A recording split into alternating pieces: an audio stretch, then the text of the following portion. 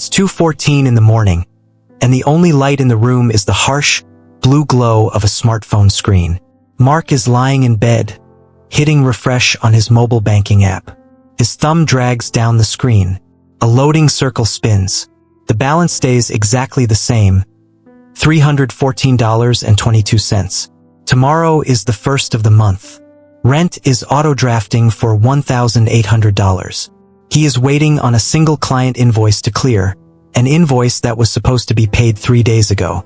As he stares at the ceiling, his chest feels tight. He isn't lazy. He works incredibly hard. In fact, just 2 months ago, he made more money than most of his friends do in an entire quarter. So as he lies there, calculating exactly how much an overdraft fee is going to cost him, one single frustrating question keeps echoing in his mind. I make good money. Why do I always feel so completely broke? If you are a freelancer, a contractor, a commission sales rep, or anyone who doesn't get a perfectly predictable paycheck deposited into your account every 2 weeks, you know exactly what this feels like. The quiet tension of the waiting game. To understand how Mark got here, you have to look at his normal life. Mark is a freelance video editor and motion graphics artist. He's talented and his income reflects that. Sometimes, in a good month, Mark brings in $8,000. During those months, life feels weightless. When he checks his account, there's a comfortable cushion. Because he feels flush with cash, he upgrades his editing software subscriptions. He buys that new lens he's been eyeing. When his friends invite him out for expensive dinners in the city, he easily picks up the tab. He tells himself, I earned this. His blind spot is a dangerous but incredibly common psychological trap. In his mind, those $8,000 months aren't just a lucky break or a seasonal spike. He secretly convinces himself that $8,000 is his new normal. He unconsciously upgrades his entire lifestyle, his habits, and his obligations to match his absolute highest earning potential. But the freelance world doesn't care about your new lifestyle. A few months later, the busy season ends. A major corporate client scales back their marketing budget. Suddenly, Mark's income drops to $3,500. At first, he doesn't panic. He tells himself it's just a slow couple of weeks.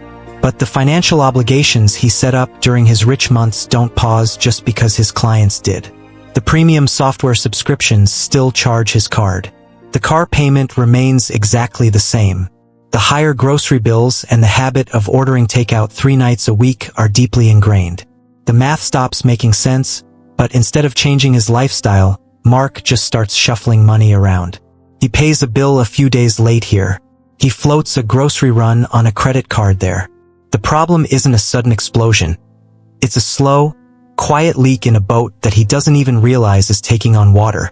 Then comes November, the month where everything breaks at once. Mark is driving to a rare in-person meeting when his car engine starts making a terrifying grinding noise. The mechanic calls him 3 hours later, $850 for a new alternator and battery.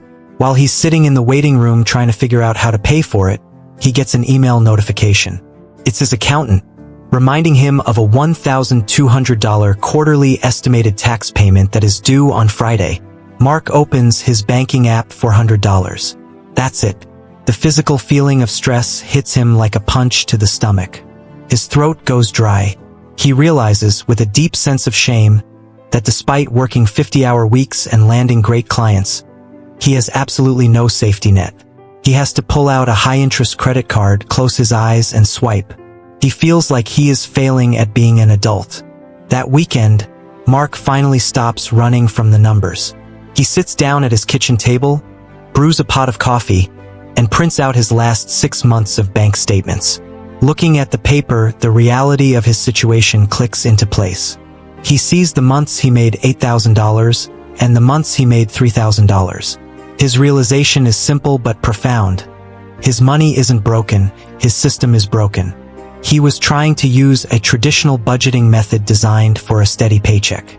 He had built his entire financial life around his absolute best months. He was planning his life for the peaks and completely ignoring the valleys. Mark decides to build a system that actually matches the reality of his life. First, he calculates what he calls his survival number. He strips away every luxury, every subscription, and every restaurant dinner, leaving only the bare-bone essentials. Rent, basic groceries, utilities, and minimum debt payments. He realizes his survival number is $2,800 a month. Next, he flips his entire budgeting philosophy upside down. Instead of planning his life around his $8,000 months, he looks back at his records and finds his lowest earning month. It was $3,000. From now on, he builds his standard monthly budget around that $3,000 mark. He assumes every single month is going to be his worst month. But what happens when he inevitably makes more than $3,000? This is where Mark creates his secret weapon, the buffer account. When he has a massive $7,000 month, he doesn't go out and buy a new camera. He takes his standard $3,000 to live on, and he sweeps the remaining $4,000 into a completely separate savings account. Finally, he looks at the things that always seem to sneak up on him, like car repairs and quarterly taxes. He categorizes his expenses. He realizes these aren't emergencies. They are just irregular expenses. He starts trickling small amounts of money, just $20 or $50 a week, into dedicated folders within his bank account so the money is already sitting there when the mechanic calls. Fast forward 8 months. The true test of Mark's new system arrives. It's August, notoriously the slowest month in his industry. A client delays a massive project, and Mark's total income for the month drops to a terrifyingly low $2,200. It doesn't even cover his survival number. In the past, this is the exact scenario that would have left him staring at his phone at 2 a.m., paralyzed by anxiety. But this time, something is different. Mark just logs into his bank account, looks at his buffer account, which has been quietly filling up during his busy spring months, and calmly transfers $800 to cover the gap. There is no panic. There is no credit card swipe. The quiet, suffocating tension that used to haunt his nights is completely gone. He goes to sleep soundly. Having an irregular income often feels like a curse, but it doesn't have to be. It is just a different rhythm. If your paycheck changes from month to month, you cannot afford to budget like someone who works a standard salary job. You have to stop budgeting for the person you are on your best day and start building a fortress for the person you are on your worst day. Find your baseline. Budget for the leanest times. Build a buffer when the money is flowing so you have a reservoir to drink from when the drought inevitably comes. Because financial peace isn't about perfectly predictable income. It's about building a resilient system that allows you to weather the valley so you can actually enjoy the view from the peak.